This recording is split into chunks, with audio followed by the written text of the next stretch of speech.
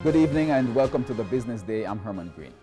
Chairman of the Jamaica Special Economic Zone Authority, Metro Siaga, has responded to complaints that the process to get approval for a special economic zone is retarding expansion in the business process outsourcing industry. Last week, the president of the Business Process Industry Association of Jamaica, Gloria Henry, was critical of the processes. TVJ's Andrew Laidley tells us more. Companies which have received Special Economic Zone designation benefit from a range of concessions and tax incentives. But last week, President of the Business Process Industry Association of Jamaica, Gloria Henry, lamented that the SEZ application process is stifling business in the sector.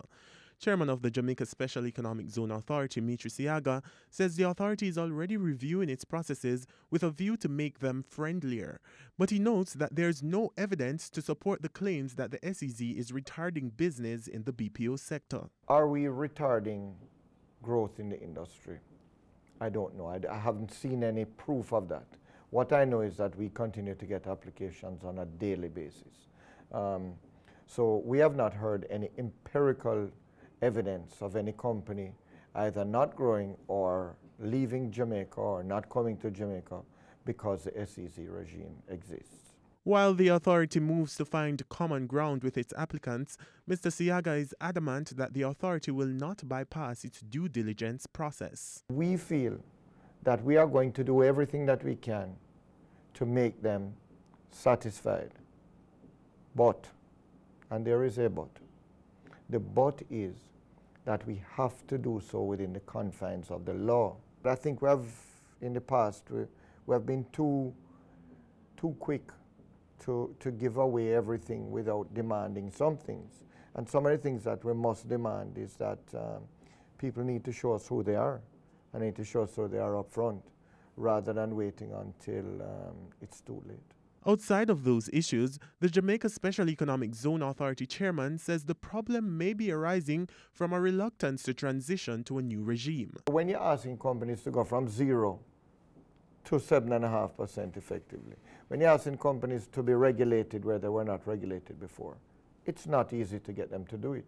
So we recognize that there is more quote-unquote red tape because you are coming from a base of 0. Where there was none whatsoever. But I think if we're going to build a world-class regime of special economic zones, there has to be regulations.